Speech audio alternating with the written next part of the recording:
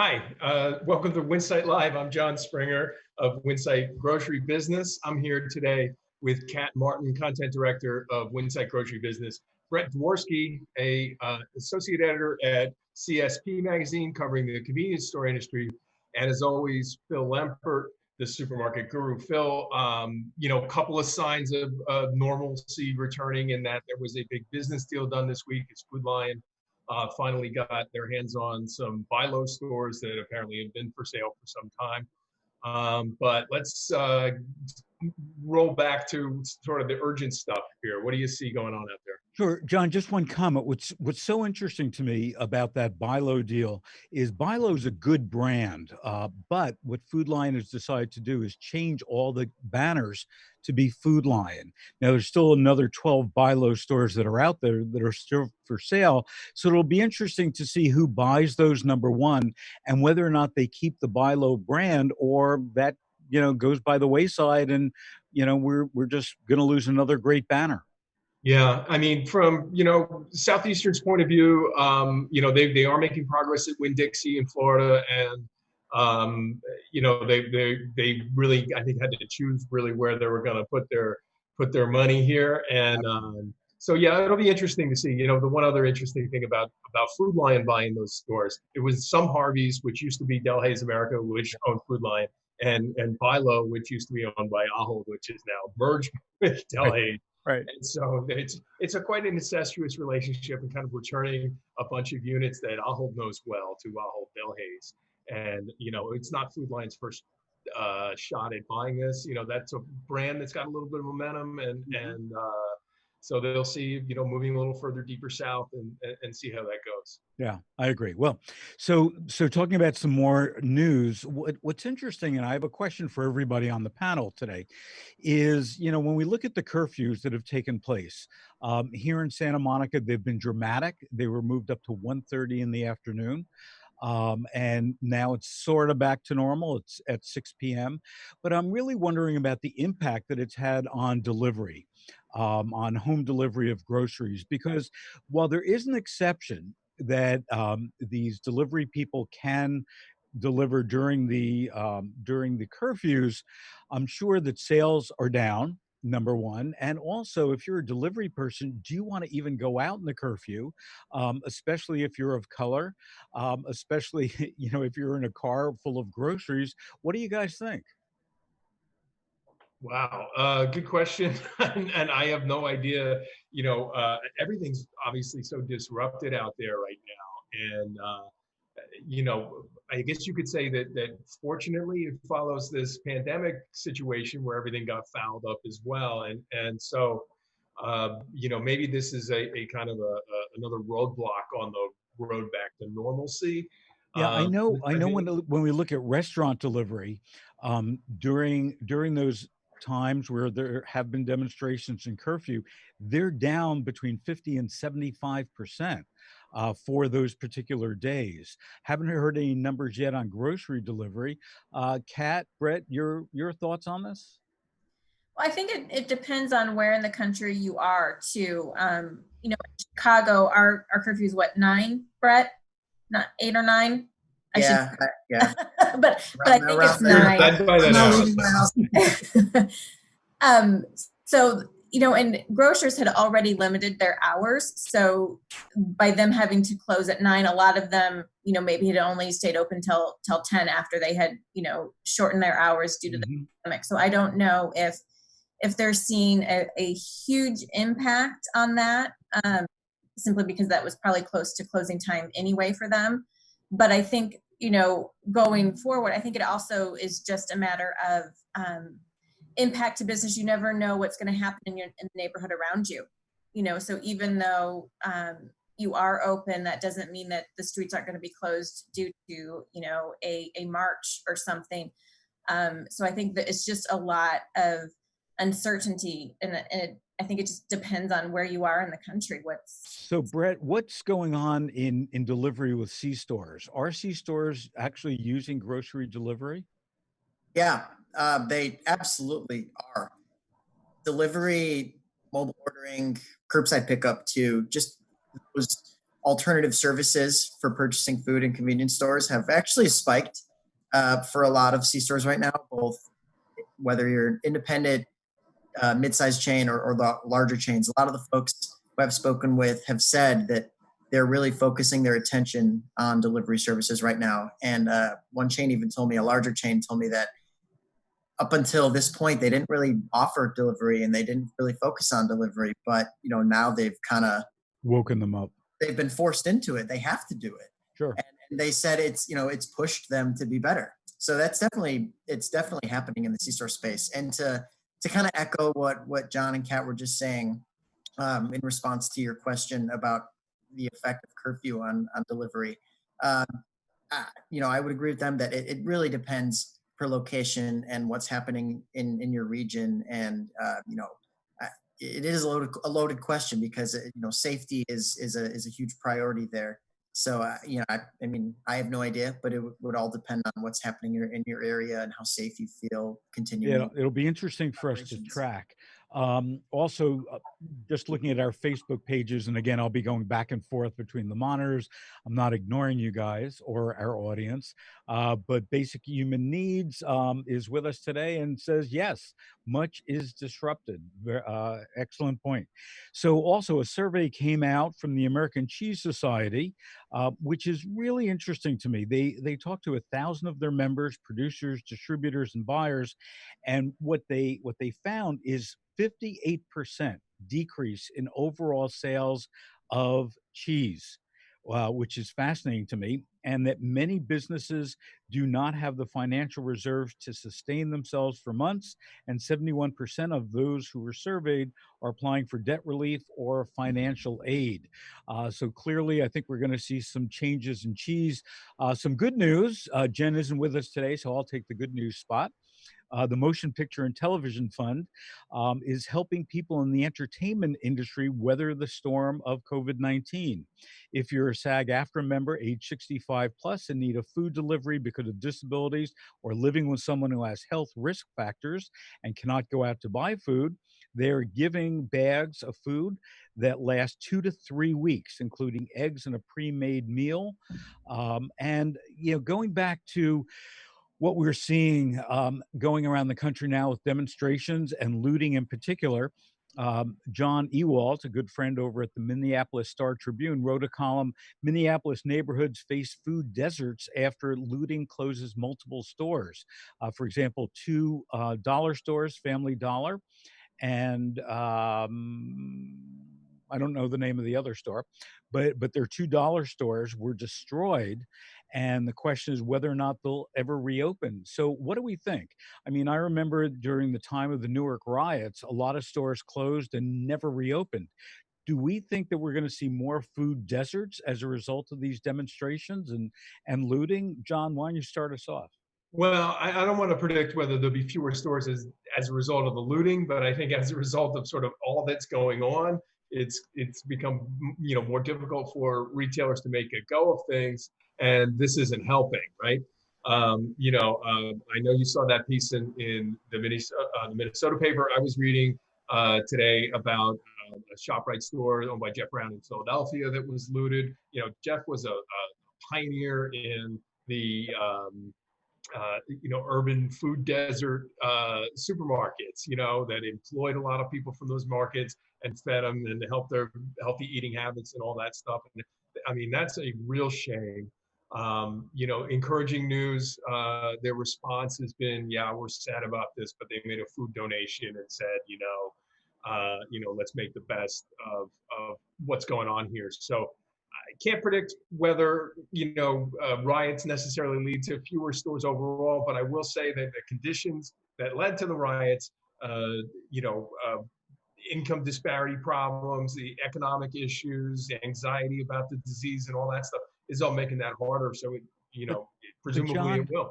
Yeah, but John, I want to talk about Jeff Brown for a second. And you're right. He was a leader in it. The people in the food deserts in Philadelphia for the first time, had a full service supermarket, had a health clinic, had registered dietitians. I mean, all the above. And he was actually called out during one of the State of Union addresses and in the audience by our president. President Obama, not this president. But what's interesting to me is it really points to the fact that the community supported Jeff Brown, and Jeff Brown supported the community.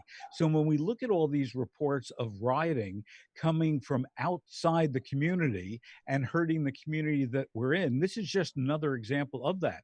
I can't believe that anybody in that community would have attacked Jeff's store, because he Yeah. has been so good to that community. Kat and Brett, what do you have to say about whether or not we're going to see less stores as a result? And then Brett, we've got a question for you as well after you comment. Well, I think, part of the good news, I think that's coming out of this, I don't know if we're going to see more stores or less stores, but what we're starting to see is the community standing up for the stores that are there. There was a case in North Minneapolis, I think it was the Solo grocery outlet, was it had every place around it had been looted, and there was a minister in the community who had talked to the owner and was like, no, we have to stop this, like this community needs this store. So he gathered up community members and even said, he outreached to gang members, and so rival gang members came together to protect this store from looters because it was the only place in the community where they could get food. So I think, part of the good news is that the communities themselves realize how important this is, and they're starting to protect those places. There's a store on the south side of Chicago, the local Market Foods, that just is opening up today. And there was a big push in the community to come out and support that store so, it could stay in business, that it could recoup the losses that it had suffered the last several days. So I think whether or not there's more stores or less stores, who knows, that's always a business decision. But I think there's going to be a big call from the community to have stores and to support the stores that do decide to stay or do decide to come in. Brett, C-store perspective? Yeah, it's along those same notes there. And we could be having this conversation even if, if the looting wasn't happening and all that, everything that's been happening over the past week, if we were still in that COVID phase, we would still be having this conversation because a lot of stores, and C-stores specifically, independent stores and those smaller operators, that's where a lot of them have struggled. But as Kat was saying, the community outpour in those situations is really incredible. For CSP, we've been working on our annual roundup called Indie Influencers, where it's a roundup of independently owned convenience stores and ways that they're doing something in terms of innovation. And every year it's a different theme. And this year it was all about how they are working around COVID-19. And almost everything has been community oriented. And the way these customers love their stores and they know the people and they're friends with them. The outreach has been really incredible. And, there is no answer whether there are going to be more food deserts. That's unknown at the moment. But the way the communities have really reached out and are trying to help these stores in every way possible, it's really positive. So, Brett, we have a question for you from Bill Gerlach. Has the curfew hurt revenues at C-stores that are heavily dependent on late night sales? It's a great question. I cannot say for sure. That's an unknown at the moment. I'd have to talk to some folks. I can't answer that. But if I would just have to just say what I would think, I would assume that if C-stores, as we were talking about, stopped doing delivery after that curfew, then it might. But if they continue doing that delivery, then maybe not. Okay. I'll just add a little perspective on that, Phil. It hurt the local Rite Aid, our curfew in New York, which is 8 p.m. We the other night we said we needed something and we were just about to walk outside. Oh no, there's curfew on. So Rite Aid didn't get that sale. They're normally open 24 hours here.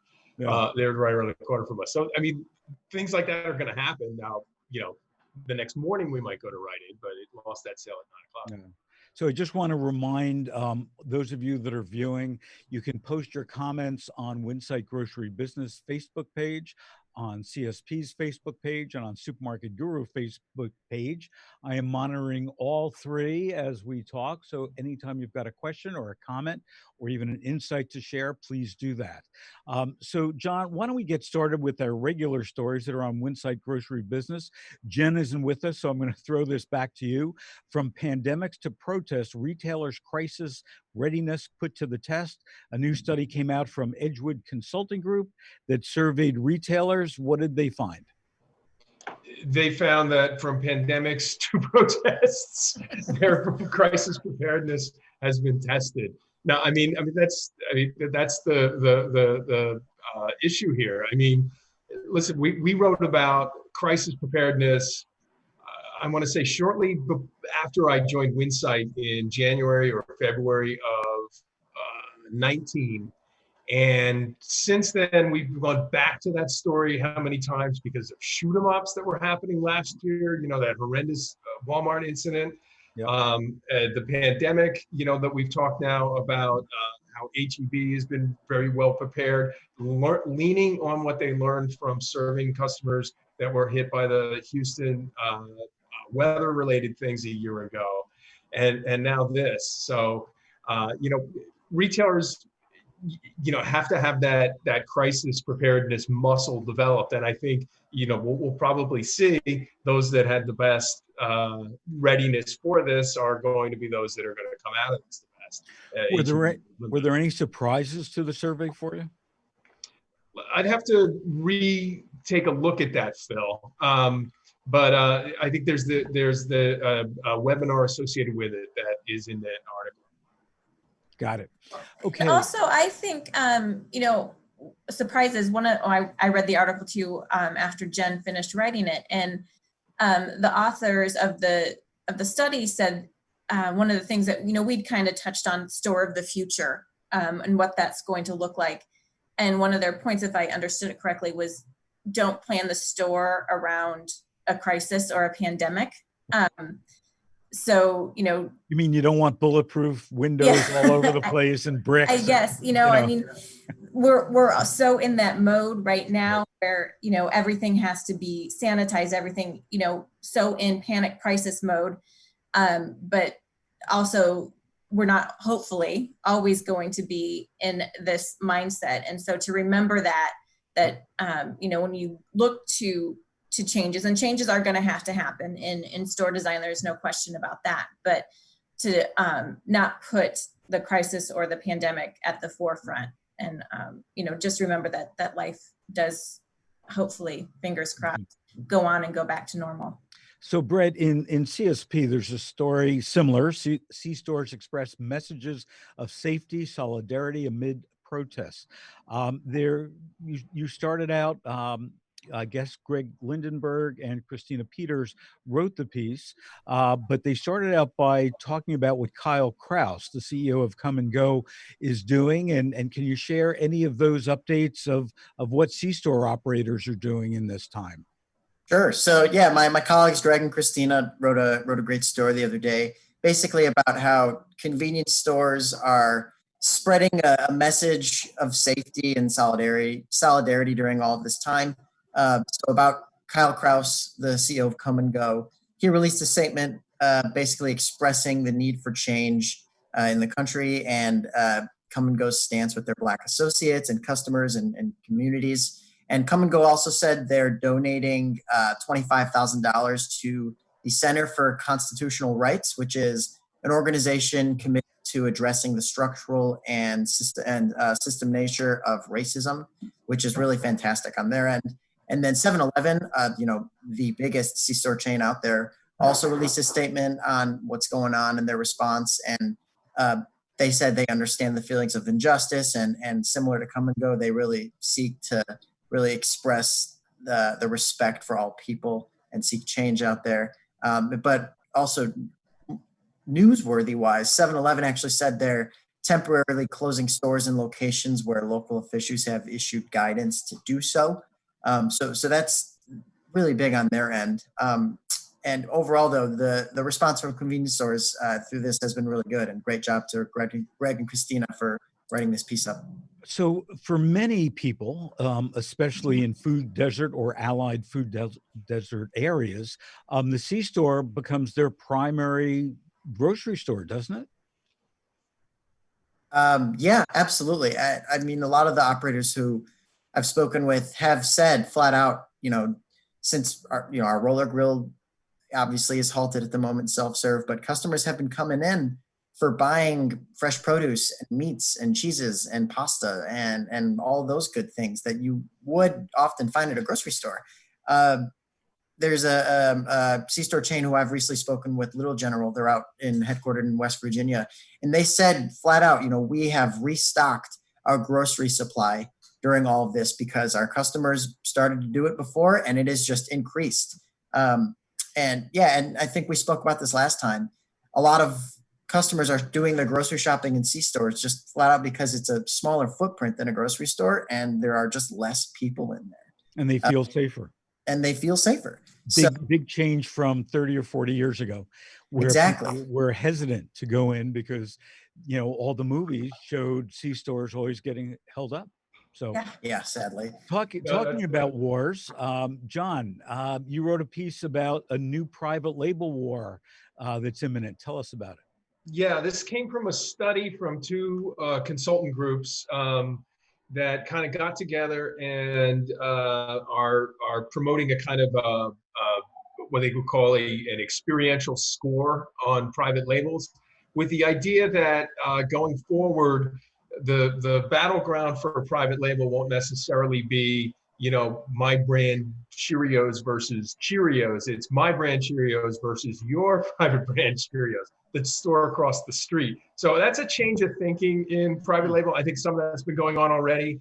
Yeah, I spoke to some people there who, would suggest that, as a result of sort of all the things we've been talking about here for the past couple months, private label is going to become that much more important. And, although it's grown very quickly over the last several years, another story about the same topic, I read a great comment that, getting to 20%, penetration in private label is one thing, getting to 30% is quite another. And so, that's where we're moving. I don't know where we are industry-wide, somewhere 25%. And so, yeah.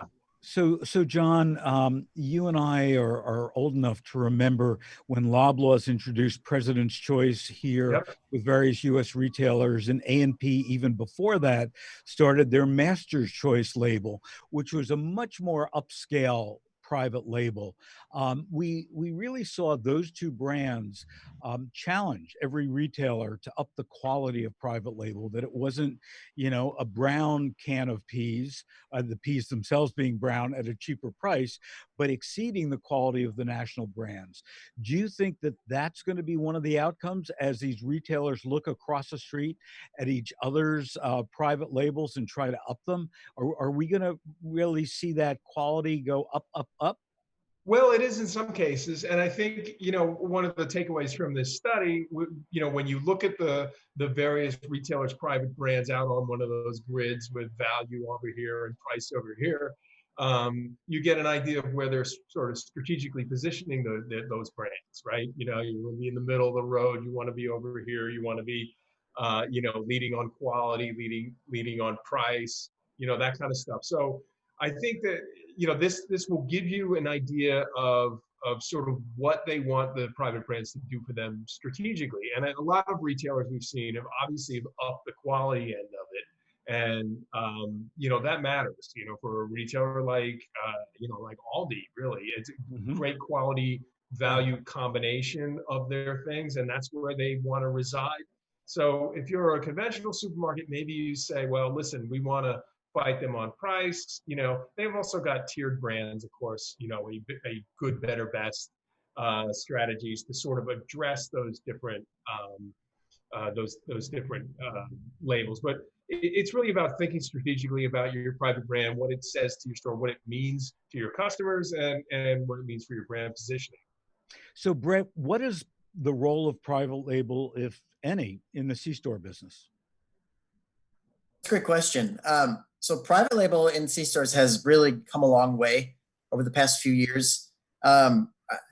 Private label used to be associated as a simply generic and lower priced product compared to all these national brands. But now private label products in C-stores are sought out daily. I mean, a lot of the big convenience store chains have their own private brands. Circle K has their snacks. 7-Eleven has their own snacks. Love's Travel Centers has a candy gummy brand. Yesway has their own bottled water.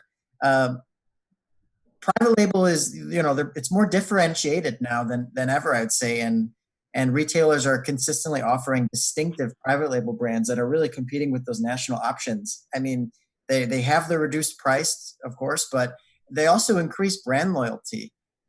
Customers who, let's say they go to Yesway, they like that bottled water, and they associate that water with Yesway, and it increases that loyalty aspect. Me personally, just as a consumer, I love private label products too. I know it's not convenience store related, but just retail in general.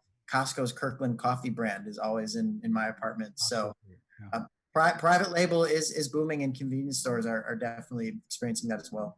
So, Kat, you wrote a really interesting, intriguing piece. AWG opens a new all-in-one distribution hub. Why is this important, and what changes do you think this is going to lead the entire industry to? Well, I think they are really looking forward and to how the supply chain is going to be operating in the future. And so they're wanting to make sure that this is all still in, they haven't even broke ground yet on it. So hopefully it will come to fruition, but the supply chain is going to change. Robotics are going to come into effect, and how that's going to impact everything down the line is really kind of yet to be seen, but will have an impact. And so this is kind of their first foray into,